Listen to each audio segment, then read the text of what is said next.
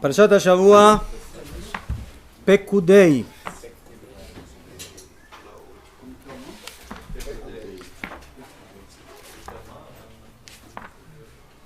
Última parashá del libro de Shemot. Chazak, Chazak, Baruch Hashem. Parashat Pekudei es la síntesis, primeramente, de las últimas 5 parshiot, 4 más esta parashá de la construcción del Mishkan.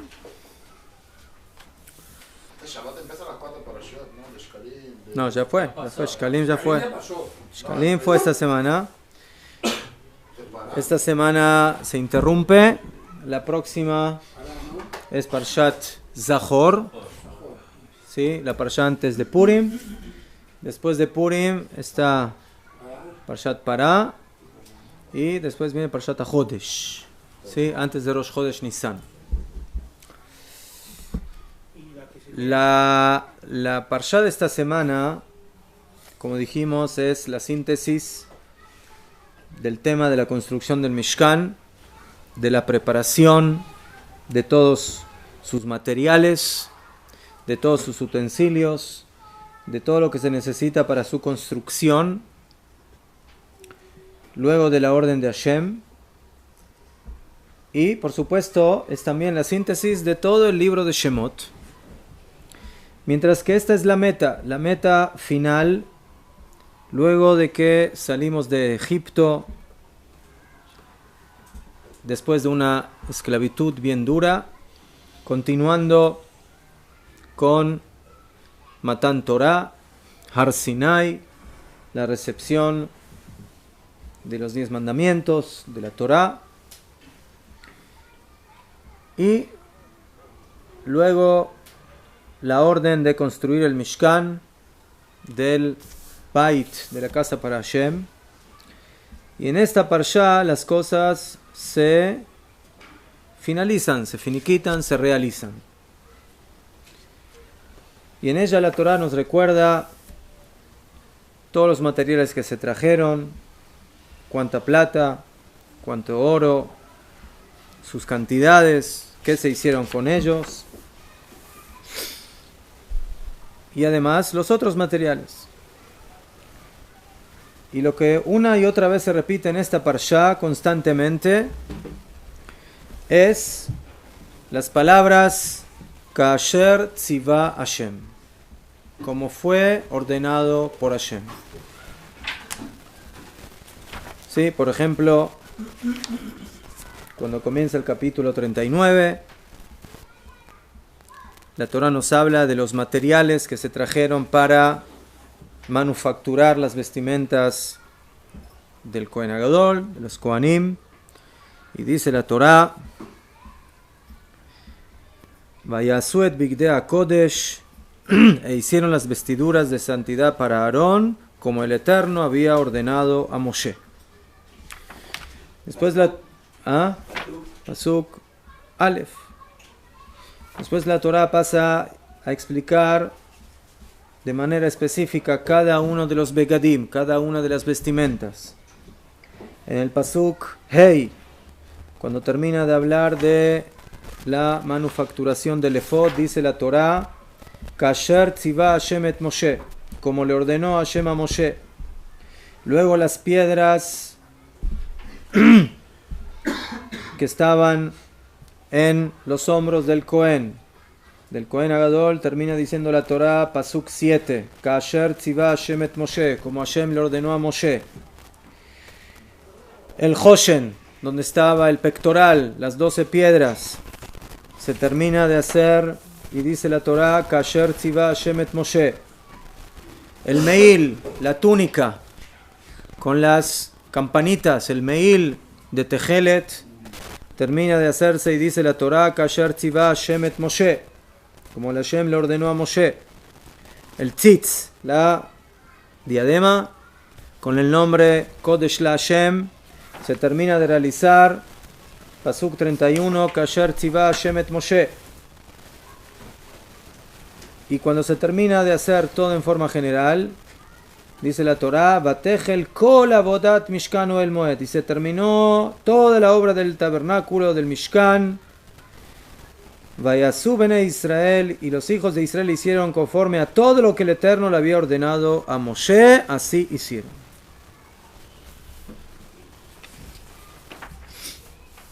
Eso es lo que se refiere a las vestimentas. Luego la Torá empieza a hablar del Mishkan, de la construcción del edificio del Mishkan y de los kelim y de los utensilios del Mishkan, y volvemos a lo mismo. ¿Sí? Pasuk 43, Moshe vio toda la obra aquí que lo habían hecho como lo había ordenado el Eterno, así lo hicieron, y Moshe los bendijo. Habían hecho como le había ordenado el Eterno.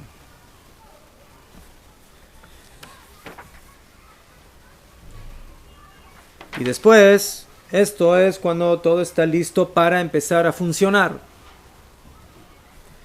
Luego dice la Torá que Hashem le habla a Moshe y le dice en Rosh Chodesh Nisan, ¿sí? Beyom HaChodesh HaRishon, el primer día del primer mes, erigirás el tabernáculo, la tienda de la cita. ¿Cuándo hay que empezar a construir el Mishkan? Rosh Chodesh Nisan. Y ahí dice la Torá, y vas a colocar ahí al Aarón, y vas a traer la mesa, y la menorá, y todos los utensilios. Y dice la Torá, vayas Moshe, y hizo Moshe conforme a todo lo que el Eterno le había ordenado, así lo hizo. Entonces, si lo hizo, lo empezó a hacer en el Rojo de Nisan, Sí. ¿cuándo lo consagró? Ahí mismo. En ese día, sí, que se levanta el Mishkan. Toda la vez. ¿Qué? ¿Qué? Sí, pues ya estaban preparados ya los Leví, cada uno ya sabía lo que tenía que hacer, ¿no? Sí. Sí, todo lo hizo en ese momento. Sí. ¿Qué me quería poner? Sí. ¿Hay algo de mientras hacían Mishkan, donde estaban las tablas de la esa En la tienda de Moshe. Joliot, sí, en el Aarón. Ajá. Eso es forma. Pero ¿Qué? estaba tapado, ¿no? Estaba En la tapado. tienda de... Kitzur, entonces vemos aquí durante toda la parsha de que todo se hace de acuerdo a la orden de Hashem a Moshe. ¿Y por qué enfatizamos esto?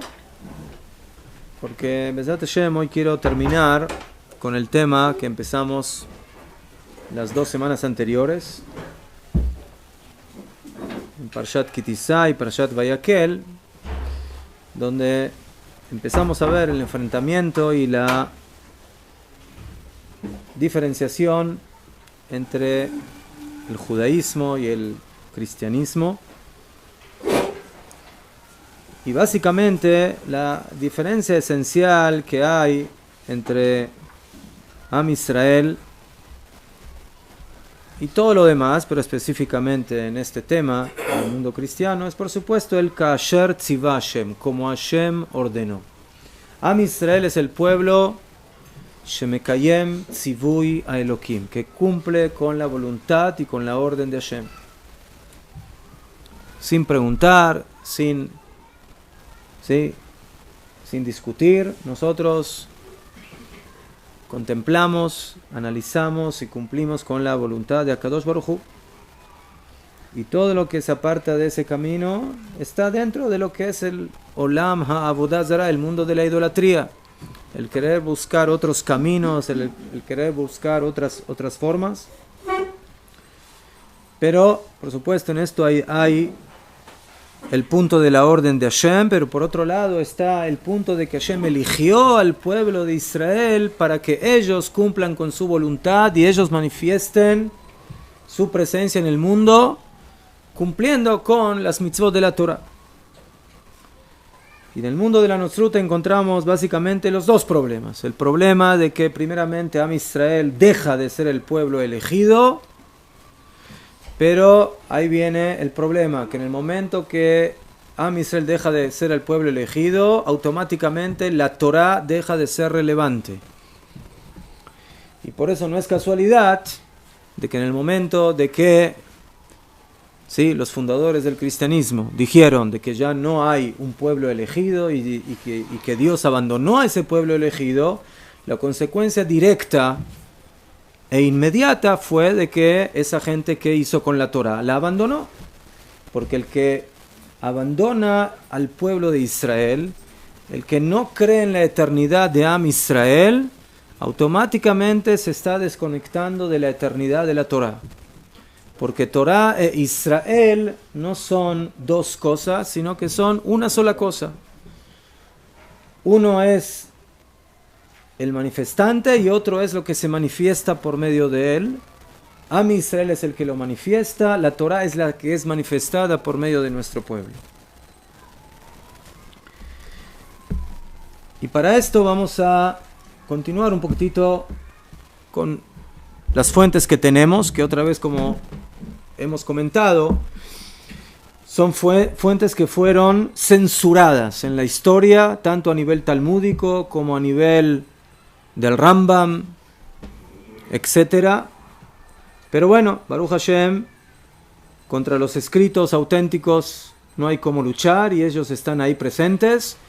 Y por eso, gracias a Dios, los tenemos ahí y podemos saber exactamente qué fue lo que escribieron nuestros Jajamim y nuestros sabios, tanto a nivel del Talmud como del Maimónides. El Rambam dice claramente en la Salahot de Avodah Zarah, en su primer libro del Yad HaZaká, del Mishneh Torah, en el Sefer Hamadá, en el libro del conocimiento. Dice el Rambam claramente que la Natzrut, que el cristianismo se considera Avodah Zarah, idolatría.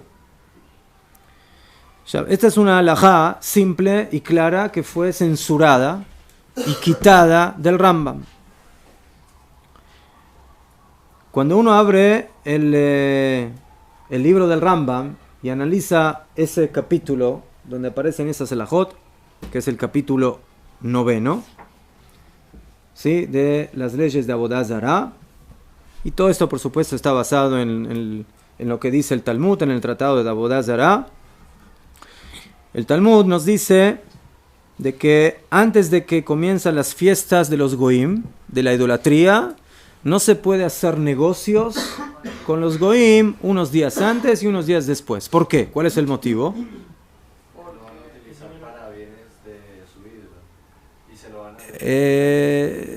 También, pero principalmente dicen Jajamim porque ellos van a agradecer a la idolatría, porque Baruch Hashem hicieron buenos negocios. Entonces nosotros vamos a ser básicamente los que provocamos, ¿sí?, de que el Goy vaya y le diga a su Avodah Zarah: muchas gracias que este Yehudí, sí, me compró tal mercadería. Entonces, por mí, el Goy va a estar recordando a la idolatría y le va a estar agradeciendo. ¿Qué? Y nosotros no podemos ser partícipes o proveedores, en este caso, ¿sí?, de que el Goy, el Oved Avodah Zarah, el idólatra, vaya, si él lo hace por su cuenta, saber que lo haga por su cuenta. Pero si yo soy el promotor, en el momento que yo le compro mercadería y le hago ganar dinero, ¿sí?, o le vendo mercadería y él ahora tiene mercadería para vender, no importa si es venta o compra, estamos en lo mismo. Negocios. La Avodah Zarah es una de las 7 mitzvot de los Benei Noach, de los hijos de Noach, y por lo tanto nosotros tenemos que cuidar de que los Goim cuiden también esas 7 mitzvot. Nosotros no nos tenemos que preocupar que las naciones cuiden Shabbat, o que coman kasher, o que no coman Hametz en Pesach. Pero sí tenemos que cuidar de que los Goim no hagan Avodah Zarah, y que no maten, y que no hagan adulterio, y que no roben, y que no se coman la pierna de una vaca antes de matarla. ¿Sí? Y así, Eber Minchai, esas las 7 mitzvot de Benei Noach, tenemos que cuidar de que las hagan. Pero vadai que yo no puedo provocar y hacer algo que al fin y al cabo su consecuencia es de que por mí, ahora el goy está haciendo avodah zará, está haciendo idolatría, le está agradeciendo a la idolatría. Muy bien. ¿Qué? ¿Este principio solamente aplica en Eretz Israel o fuera también en todo el ¿Que fuera de Eretz Israel se puede hacer avodah zará? No, es intencional. ¿Qué? Sí. Ya, hoy en día, sí, Bonaguita, aquí en Israel si tú haces negocios, a veces normalmente es más fácil porque generalmente lo vas a hacer entre Yehudim, ¿sí? Normalmente. Pero ¿qué hacen los Yehudim que tienen que hacer negocios en la diáspora?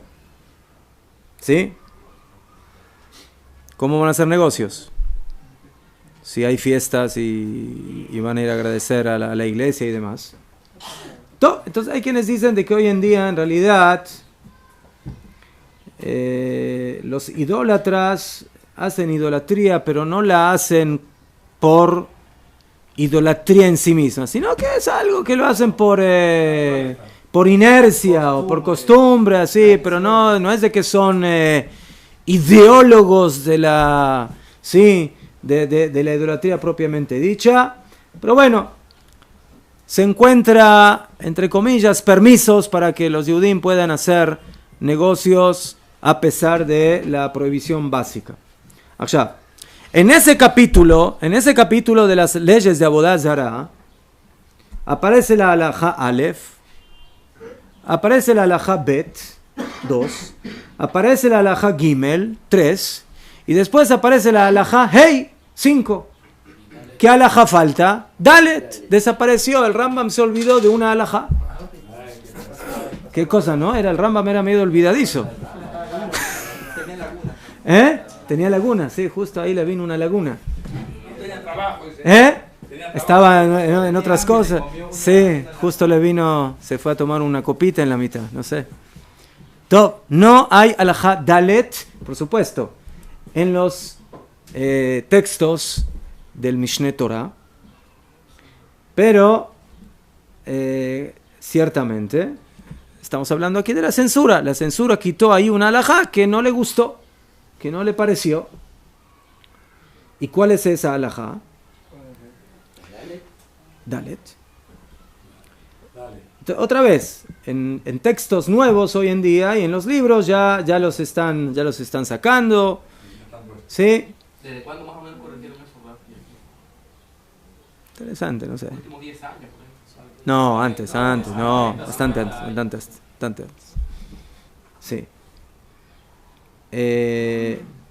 Entonces, aquí el Rav Ciuda trae de un Ktav Yad, ¿sí? De un escrito que lo tenía su padre, el Rav Kook, el Rav Abraham Yitzhak Cohen Kook.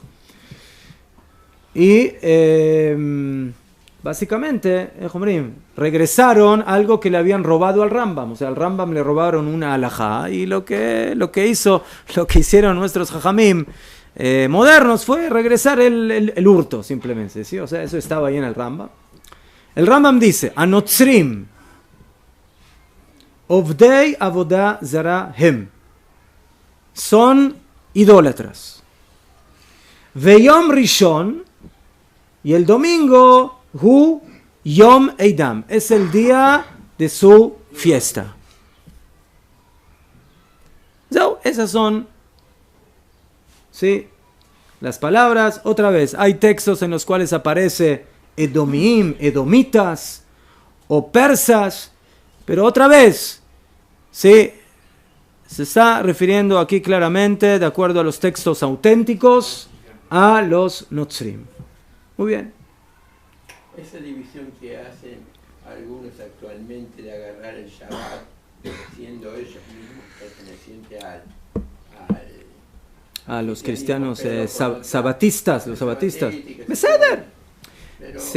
El abanico se ha ampliado porque, bueno, empezaron a ver de que hay cosas que están distorsionadas y que no corresponden, ¿sí? En la Torah, ¿dónde está dicho que el día de descanso es Yom Rishon? ¿Sí? ¿En qué Torah eso está escrito? ¿No? ¿Qué? El problema no radica en que muchas veces hagan algo Yo sé hay una secta que el sábado Sí, sí. para ellos es fiesta. ¿Qué? Pero bueno, siguen haciendo bodas ahora, entonces... Está bien, está bien, está bien. No estamos hablando de eso. Estamos sin ninguna duda diciendo de que, bueno, cada uno trató de recoger. Añada, unos quitaron a esto, otros quitaron lo otro. Bueno, pero en forma general esa es la idea. Entonces aquí dice claramente el Rambam, sí, según esta idea, los Yehudim no pueden hacer negocios con los idólatras, o por lo menos con los cristianos que son auténticamente cristianos, no podrían hacer negocios con ellos, ¿qué días? Ni jueves ni viernes. Porque dice la Mishnah, 3 días antes del día de la fiesta de la idolatría no se puede hacer negocio. Shabbat, ¿verdad que no se puede hacer porque es Shabbat? ¿No? Entonces son 3 días, entonces el viernes y el jueves tampoco. Entonces solamente podemos hacer negocios con ellos domingo, lunes, martes y miércoles. Pero jueves y viernes tenemos vacaciones, no podemos hacer negocios. Eso es en un principio. Y todo esto nuevamente es para que no haya... Tenemos que lavar la ropa para que... para Shabbat, mejor, preparar las cosas de Shabbat. Eso el Rambam lo dice no solamente en el Yad HaZaká, sino que también lo dice en el Perush la Mishnah, en su comentario a la Mishnah, ¿sí? Y él ahí vuelve y dice exactamente la misma idea de que la idolatría, que la Notzrut se considera Avodah Zarah. Entonces, entre paréntesis hay que acotar aquí algo interesante, que es de que cuando nosotros hablamos que la Notzrut es idolatría, la pregunta es si eso es idolatría para los Yehudim o también es idolatría para los no Yehudim. A ver si nos entendemos. O sea, la pregunta es si la misma idolatría es la que se le prohíbe a un judío que la que se le prohíbe a un no judío. ¿Es la misma idolatría o quizás es diferente? ¿Se puede considerar un no judío? O sea, ¿habría idolatría permitida para los no judíos? ¿Habría idolatría permitida para los no judíos según ese enunciado? No, habría idolatría que para un judío se considera idolatría, pero para un goy no se considera eso exactamente idolatría, sino que sería otra cosa. Otra cosa, no exactamente eso. Y les voy a dar un ejemplo. El ejemplo es, un cristiano, por ejemplo, cree en Dios. Pero además de creer en Dios, cree en algo más. La pregunta es si esa idolatría es prohibida o no. Entonces, respuesta, para un Yehudí, sí. Para un Yehudí creer en Dios y en algo más que Dios es idolatría. Y por eso no se puede creer en Dios y en el Hijo o en lo que sea, y en el Espíritu Santo. Amén. ¿Sí? Allá. Pero, ¿qué pasó?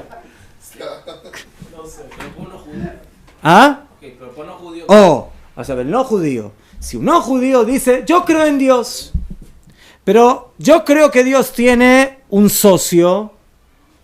Un socio. O sea, yo creo en él, yo creo en el Padre, pero yo creo que él también tiene un socio. La pregunta es, si para un no yehudí, eso también se considera Avodah Zarah. Quizás la Avodah Zarah de un goy es solamente si él dice, yo no creo en Dios, yo solamente creo en otra cosa. Yo creo en la luna, yo creo en el sol, yo creo en el Hijo, pero yo no creo en él mismo. ¿Sí? En el Dios propiamente dicho. Entonces, ¿Entiendes un goy como un Benei Noach también? Un goy es un Benei Noach. ¿Qué hay otra cosa sino Benei Noach? Por lo tanto, ¿qué? Una prohibición de ellos es la idolatría. Sí, pero la pregunta es cómo defino yo la idolatría que tiene prohibido un Ben Noach. ¿Entiendes? O sea, para un Yehudí, un tipo de idolatría parcial ya es idolatría. Quizás para un goy, idolatría parcial no es lo que él tiene prohibido.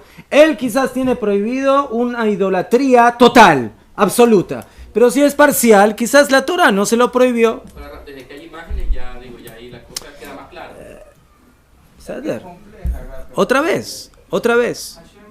Un goy que cree en Dios y se arrodilla ante una vaca para decir, Dios, te estoy sirviendo por medio de la vaca. ¿Quién dijo que quizás al goy eso lo tiene prohibido?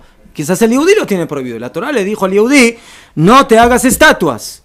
La Torah le dijo al goy que no haga estatuas. Quizás no. O quizás sí. Entonces es un tema que está en discusión. ¿sí? Eso se llama en la halajá shituf. ¿Qué significa shituf? Sociedad. Sociedad. Sociedad. ¿Sí? Entonces, para un yehudí el shituf está totalmente prohibido, como idolatría. Nosotros no podemos creer en Dios y en algo más que Dios. ¿Sí? Eso es lo que nosotros denominamos Hashem Echad. Hashem Echad. Hay quienes opinan, ¿sí? Por un lado y por el otro.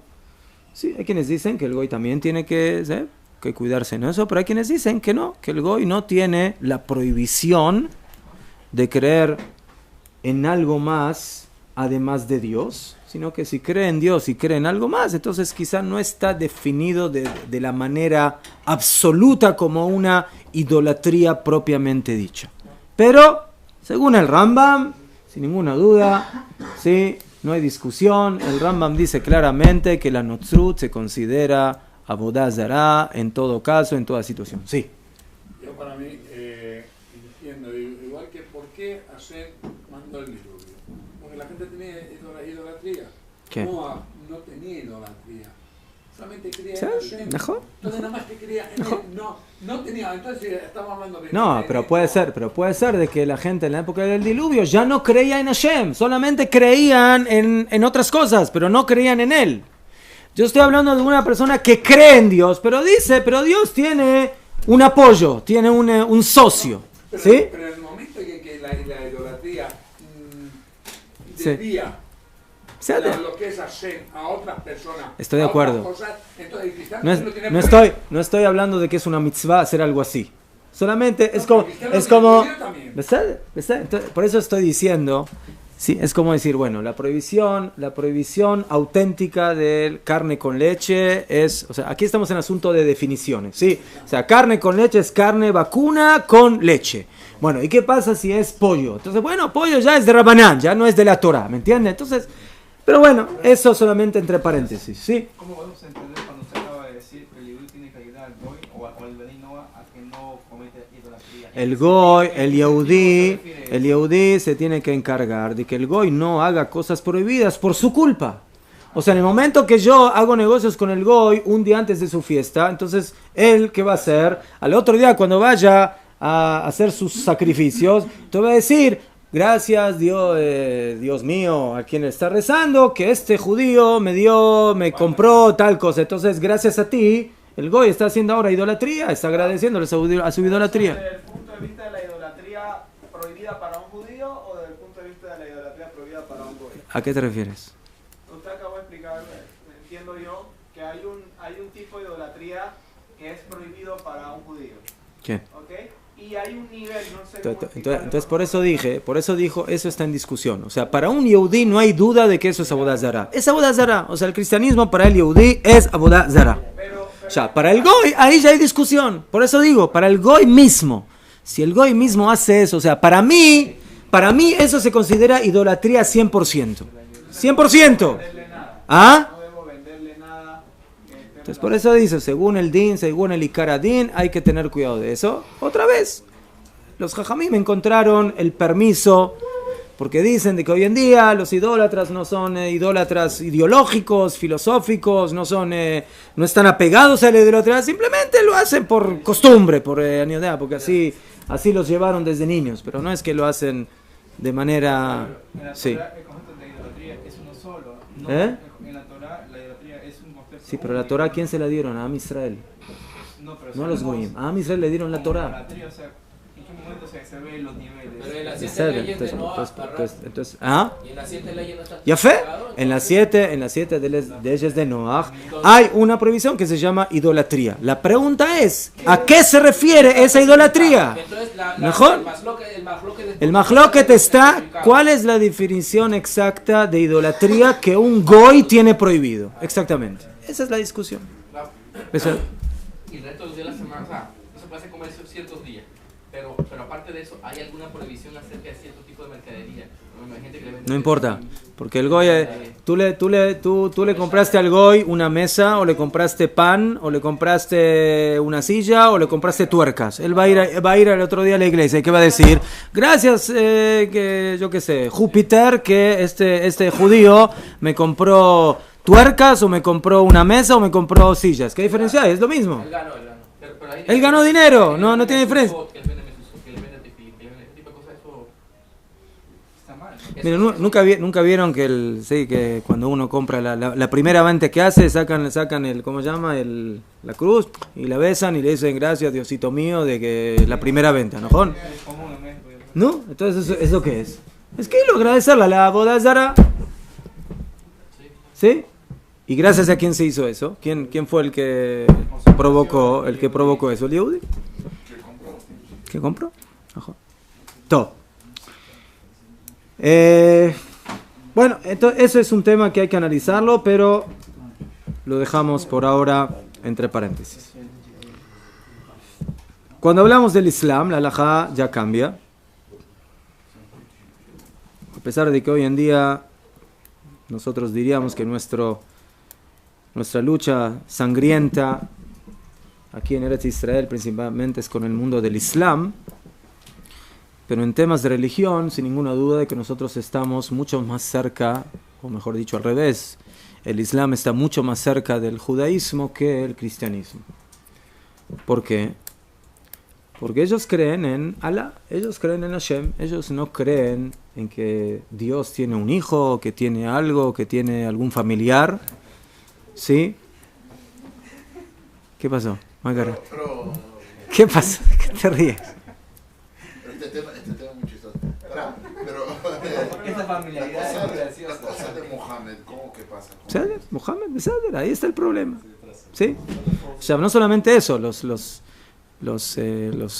musulmanes, ¿cómo se dice? Oficiales. ¿Sí? ¿A quién detestan más a nivel religioso? ¿A un judío o a un cristiano? Un cristiano. ¿Por qué?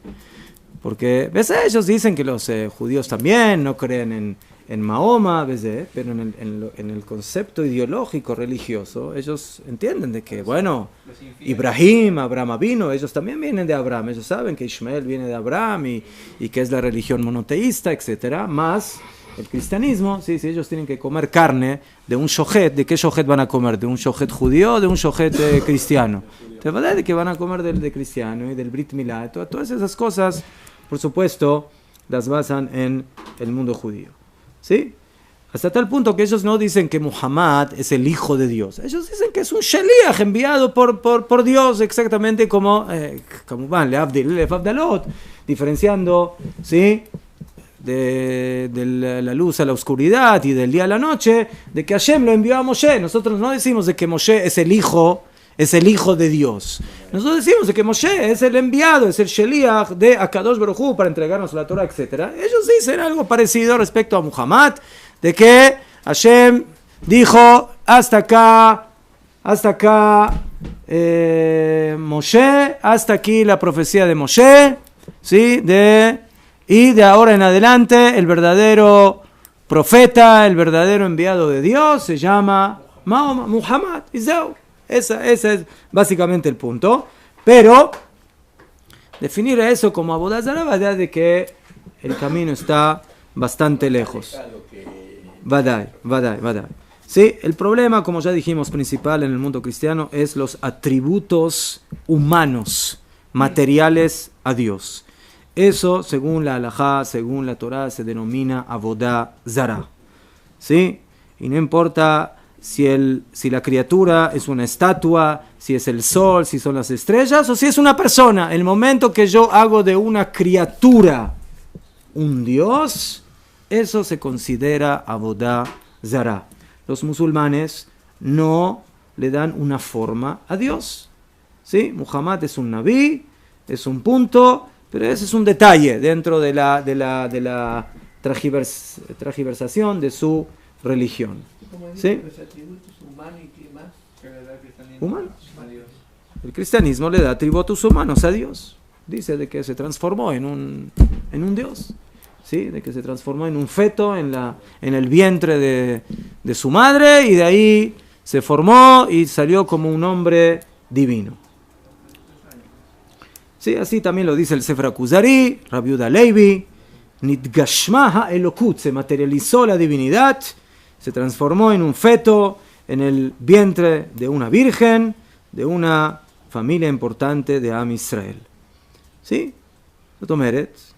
¿Qué? ¿Cómo van? Toda esta historia, cómo comienza, ¿sí? De un feto en un vientre de una mujer, ¿sí? Virgen, ¿cómo van? De que es algo que no se entiende y por eso en el Kuzari inmediatamente el rey de los Kuzarim, cuando escucha esa historia, dice, bueno, esto no tiene ninguna lógica, esto no se puede aceptar, y por eso siguen la búsqueda de la emuná verdadera. ¿Qué? Entonces, eso se considera Avodah Zara. La Gemara en el Masejet Gitin. Divorcios. Daf Nun Zain, 57. Dice que Yeshu se denomina Poshea Israel, un pecador de Am Israel. Sí, pero aquí se refiere a ese concepto. Sotomeret, la Natsrut, la base de la Natsrut es la rebelión en contra del concepto de un pueblo elegido, de Am Israel, de un pueblo eterno, y de la revelación de Akadosh Baruj Hu en su Shekhinah, en nuestro pueblo y en la Torah de Israel. La Gemara cuenta ahí sobre el famoso Onkelos Hager. Onkelos. Onkelos, que es el Targum, la traducción aramea de la Torah. La Gemara cuenta ahí de que él era uno de los ilustrados romanos, ¿sí? Y él decidió convertirse al judaísmo. Después, sí. Y después de un proceso largo de análisis y de búsqueda, él trató de recibir, ¿sí?, una especie de consejo a nivel de espiritismo. ¿Saben lo que es espiritismo? O sea, no de una manera lógica, sino que quiso tener una especie de señal metafísica de que lo que estaba buscando es lo que corresponde. ¿Ah? Levanté. 57. Nun Zain Amud Alef.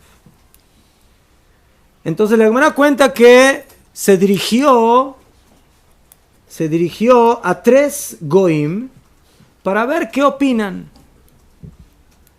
¿Sí? ¿Qué opinan ellos de que él se convierta al judaísmo? ¿Sí? Y para ver, mira, si tú le preguntas a un yudí si convertirse al judaísmo, ¿qué te va a decir el yudí? No, ¿qué te va a decir? No, el judaísmo es la verdad. Pero el punto es ir a un goy y que él te diga, ¿sabes qué? Sí, ahí está la verdad, ahí está lo serio, ahí está lo auténtico. ¿A quién se dirigió en primera oportunidad? Dice la Gemara, a Bilam. ¿Quién fue Bilam? Aquel profeta que Hashem le dio la oportunidad de que utilice su profecía de manera correcta. Los goyim se quejaron, nosotros no tenemos profetas y por eso vamos por malos caminos. Entonces, danos un profeta y vamos a ser buenos. Le dieron un profeta y bueno, sabemos qué es lo que quiso hacer ese profeta Bilam, maldecir al pueblo de Israel, etcétera, etcétera. Muy bien. La Gemara cuenta de que Bilam continuaba, ¿sí? O sea, no cambió de actitud ni siquiera en el mundo espiritual. Muy bien. Esto fue Onkelos, ¿verdad? Onkelos Hager. ¿Concuerda la época de Onkelos con la de Bilam? Sí, en la época de los romanos. Sí. No, Bilam. No, Bilam, espiritismo. Estamos hablando de... O sea, se conectó a nivel metafísico. ¿Sí? ¿Ah? Con Bilam, sí. Sí. Primero fue con Bilam. Después, sí, viajó en el túnel del tiempo y llegó a Tito. ¿Quién fue Tito? El emperador romano que destruyó el segundo Bet HaMikdash. ¿Sí?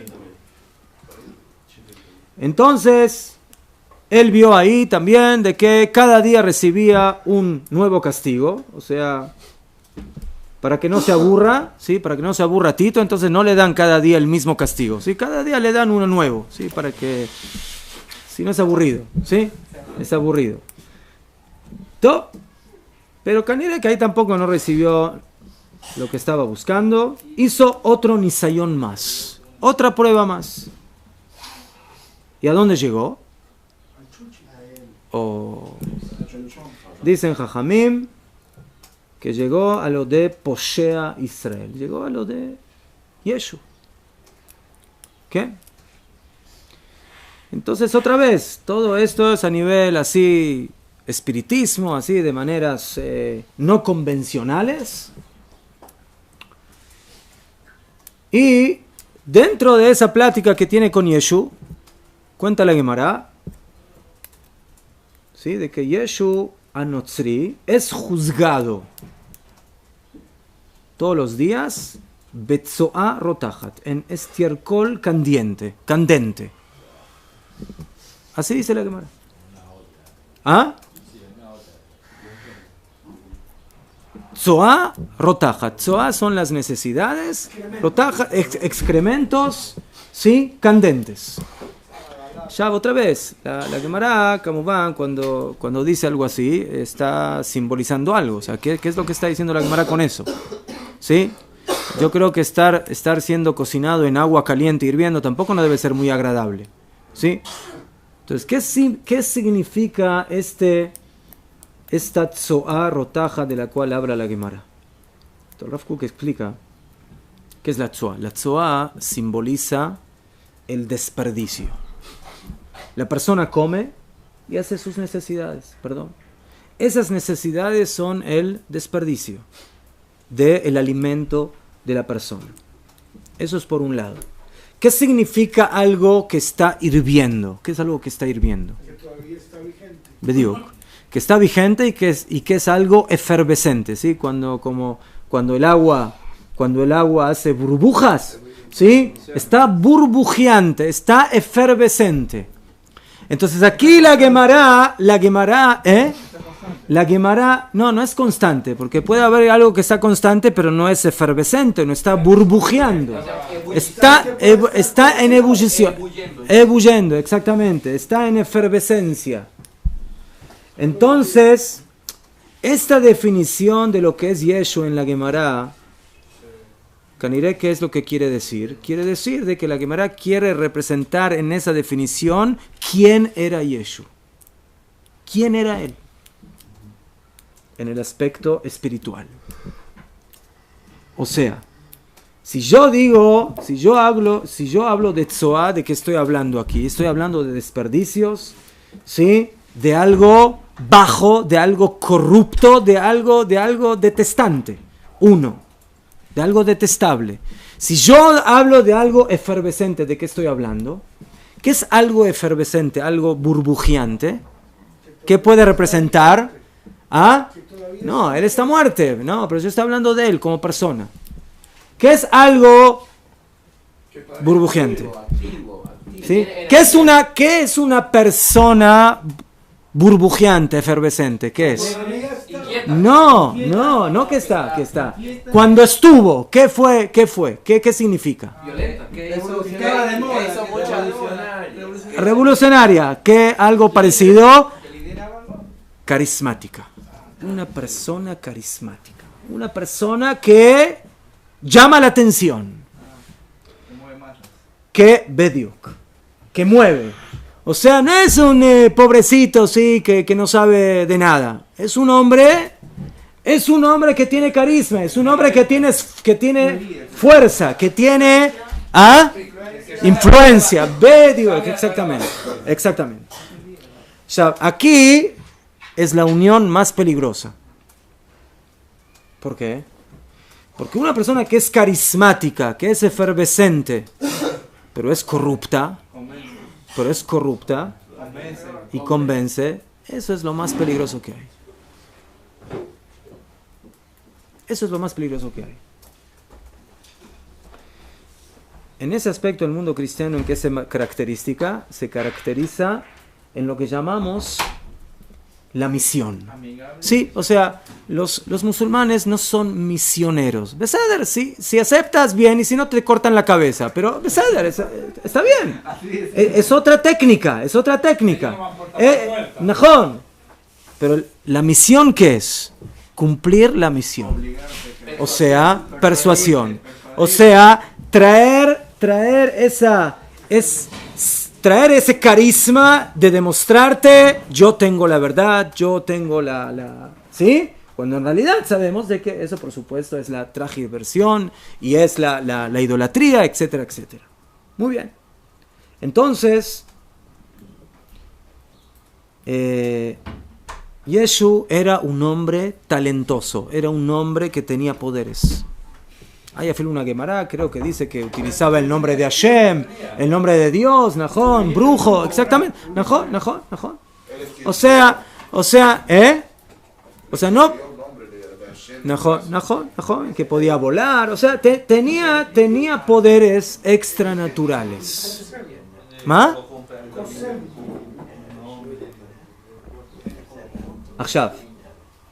Pero si nosotros estamos hablando de algo que se aparta de Am Israel, ese es el concepto de la tzoa. ¿Qué es la tzoa? La tzoa, el estiércol, es lo que se separa, lo que se quita de lo que realmente tiene valor, de lo que es lo alimenticio, de lo que es el alimento verdadero, lo nutritivo, lo que sirve para el cuerpo. ¿Sí? Entonces, la Natsrut de alguna manera se transformó en aquello que se separa como un desecho de lo que estaba anteriormente conectado con Am Israel, como algo que no tiene que ser parte de ellos. ¿Qué? Entonces, por supuesto que esto, Kamubán en la Gemara, es simbólico, pero nos da la idea de lo que la Gemara quiere decir. Aquí el Rav Tzvi da cuenta de que esos son los, como dijimos una vez, de que el Mashiach va a tener olfato. Él va a poder olfatear a una persona y saber quién es esa persona. ¿Sí? Sin necesidad de que le cuenten y le den su currículum. Entonces acá cuenta Rav Tzvi que su padre, el Rav Abraham Yitzhak Cohen Kook Zatzal, cuando pasaba cerca de una iglesia, él olía la tumá. O sea, él podía, tenía olfato para poder sentir esa impureza. Ya, entonces, ¿cómo se manifestó el declive, o sea, la separación de estas personas de Am Israel? Entonces, interesantemente, al principio los primeros cristianos eran, no solamente eran judíos, eran datim, haridim, era gente que cumplía mitzvot y Torah, que cumplían Shabbat, que cumplían Kashrut, pero con una pequeña diferencia, que ya no creen en Am Israel, que Am Israel ya no es el pueblo elegido por Dios y el pueblo eterno. Y eso, por supuesto, posteriormente traje el declive de que si no hay Am Israel, el próximo paso es que no hay Torah. Que si no hace falta Am Israel y ya somos todos Am Israel, entonces ya no necesitamos una Torah de un pueblo elegido, sino que tenemos una Torah universal. Y por supuesto, una Torah universal es mucho más cómodo de hablar del amor al prójimo y que si te pegan en un lado, tú tienes que poner el otro lado, te pegan en una mejilla, tú pon la otra mejilla, etcétera, etcétera. ¿Qué? ¿Ah? La tercera no. La tercera no. Pero es que en aquel tiempo sí. Había diferentes sectas también que iban en contra. Entonces, ¿sí? el Joshua sí. estaba metido en la secta de los esenios. ¿Qué? Entonces ¿qué? ellos ya apartaron. Y de hecho mucha gente que también buscaba, porque no veían, había una, por desgracia, como siempre ha habido muchas veces gente, veían el judío al malo, no veían al judío bueno, al Sadim, a Rabbi Akiva, cosas, no veían a los todos buscaban algo. Y el Josué vino y se aprovechó de las circunstancias. Pero él los llevó por el lado de la idolatría. Ahora, pero fíjense qué interesante. Nosotros encontramos en la parashá de Kitizá al pueblo de Israel en la idolatría. Entonces, expliquémoslo como lo expliquemos, si fue totalmente idolatría, parcialmente idolatría, intermediario, no importa, pero las cosas fueron graves, ¿sí? Fueron graves y Jajamim dicen de que cada generación, nosotros, cada vez que recibimos un castigo, Hashem nos paga ahí con una piedrita del Geta Egel. Ashab, ¿cuál fue la reacción de Moshe Rabbeinu?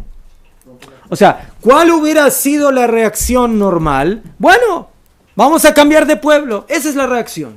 ¿Cómo? Y donde quiera decir, no, podemos seguir respetando, cumpliendo la voluntad de Dios, pero no hace falta Israel, no hace falta el pueblo elegido, no hace falta la nación eterna que Dios eligió en su momento. ¿No? Entonces, automáticamente, ¿sí? Esa ideología que está basada en ese concepto no tiene pies para poder sostenerse.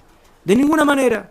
El momento que tú quitas a Am Israel de la Torá perdió todo su sentido de existencia. No existe. ¿Qué? Mejor. ¿Sí? Entonces dice Rav Tzviuda, en el momento de que estos primeros cristianos se apartan de Am Israel, entonces automáticamente llegamos a Akirat a Torah y a Mitzvot. Se arranca la Torah y las Mitzvot de Am Israel. ¿Qué? Sí. Una pregunta en ese mismo plano. ¿Está conectada la Torah, Am Israel y la tierra de Israel? Mejor, también. Pero no, o sea, Kamumán de que la tierra de Israel está también dentro del plano general, pero, o sea, no llega a ese nivel. No llega a ese nivel, ¿sí? A pesar de que, ¿verdad? Nosotros creemos de que el pueblo de Israel sin su tierra no puede sobrevivir y que el galut es una enfermedad pasajera, a pesar de que duró 2000 años y demás.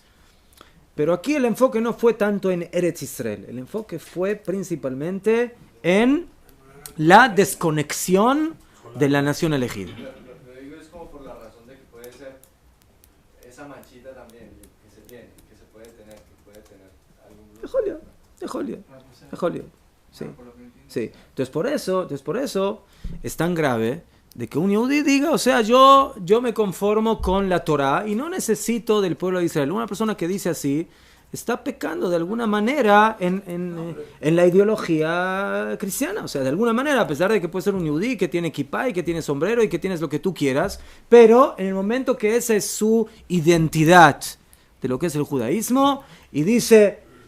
Am Israel, puede haber pecadores dentro de Am Israel, pero son parte de Am Israel, son parte. La palabra tzibur incluye 3 letras, tzadik, vav, bet, reish. Tzadik, u beinoni, el tzadik, el intermedio, ve rasha. También el rasha es parte de Am Israel, es también parte del pueblo de Israel. Entonces hay que corregirlo, tiene que hacer teshuvah, lo vamos a acercar, Yom Kippur, etcétera, etcétera. ¿Sí? Muy bien. Entonces... En pocas palabras, los cristianos se apartaron de la Torá porque se apartaron de Am Israel.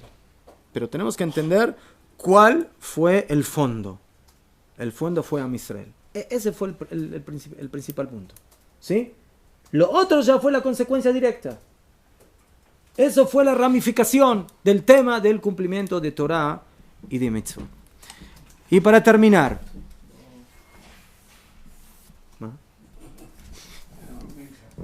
Tenemos minjá.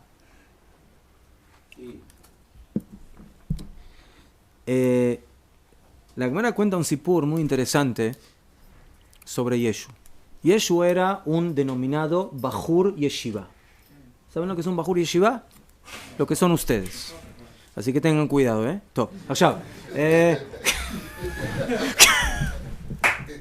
Tengan cuidado, ¿eh? Yeshu era un Bajur Yeshiva.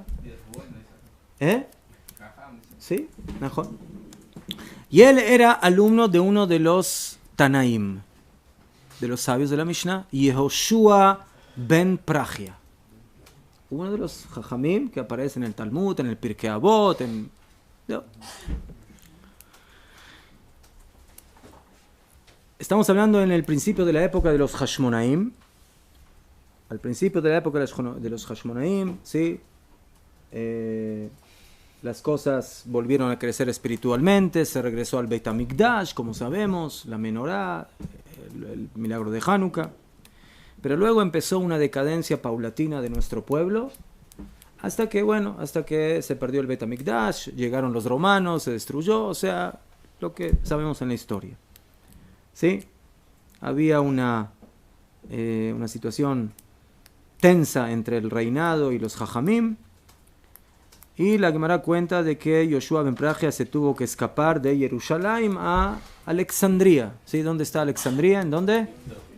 En Mitzrayim. Yafe. Después cuenta la Gemara de que Yoshua ben Prachia logró regresar, ¿sí?, a Eretz Israel, pero en el camino tuvo que parar en una achzania, en un hotel. ¿Sí? Beit Malón. Y en ese momento Yoshua ben Prachia, Keilu, dice palabras de alabanza a la Balat Habait, a la hotelera, que bien que sirvió, cómo los trató, ya fe. ¿Y quién estaba acompañado a Yoshua ben Prachia en ese momento? Su alumno. ¿Quién era su alumno? Yeshua. En ese momento. Reacciona Yeshua y le dice a su Rav: sí, nos trató muy bien, pero sus ojos no me gustaron. Así dijo. Así cuenta la Gemara. Así cuenta la Gemara. Yoshua ben Prachia en ese momento se enoja con su alumno y le dice: ¿eso es lo que estás haciendo? ¿Mirando mujeres? Yo estoy alabando a esta hotelera porque nos trató bien y nos sirvió y nos dio una cama para dormir y nos dio alimento. ¿Y tú en qué te fijas? ¿Te fijas en mujeres? ¿Eso es lo que haces? Lo echó. Y le hizo jerem. Lo excomulgó de una manera extremista. La Gemara cuenta que luego regresó para pedir que le dé una oportunidad. Y la Gemara cuenta de que estaba justamente en la tefilá, y dice la Gemara que le hizo así. Le dijo, como diciendo, espera. Él que entendió que no hay espera. O sea, que dijo, no te dejo. Y ahí dice la Gemara de que se apartó. Cuenta la Gemara que agarró una levená, ¿cómo se llama? Un ladrillo, y se arrodilló ante ese ladrillo. Así cuenta la Gemara. Ladrillo, construcción. ¿Saben lo que es? ¿Sí? Muy bien. Ya fe. Entonces, con la Gemara de aquí aprende algo muy importante. Que no se puede ser extremista con los alumnos, sino que hay que hacer smol doha ve'amin mekarevet. Para eso Hashem nos dio dos manos, una para alejar y la otra para acercar. Aquí Rabbi Yoshua ben Prachia utilizó una de las dos solamente, y lo único que hizo fue alejar, y fíjense lo que terminó alejando a este alumno. ¿Terminamos en qué? En la idolatría, en la Avodah Zará, en otra religión, en terribles cosas en contra de Am Israel. Pero para terminar, dice el Rav Kook, ¿qué es esto de que agarró un ladrillo y se arrodilló y lo hizo idolatría? ¿Quién es el imbécil de agarrar ¿cómo se llama? Un ladrillo y arrodillarse ante él? ¿Qué significa un ladrillo? Y además, ¿es la parte de qué? ¿Es la parte de qué? De una construcción. Ya fe. Dice Rav Kook, él agarró un ladrillo y empezó una nueva construcción. El primer ladrillo para la nueva religión. Eso es lo que hizo cuando agarró ese ladrillo. Dijeron, yo no soy más parte de esta construcción, yo agarro mi ladrillo y me arrodillo ante él para hacer Akamat Amishkan, para hacer la inauguración del nuevo Leavdil Elef Avdalot, la nueva religión que va a aparecer en el mundo. Esa es la contraparte de nuestro Mishkan, como Hashem lo ordenó, y Leavdil lo que momentáneamente y Bezrat Hashem pronto desaparezca, que es el Mishkan falso.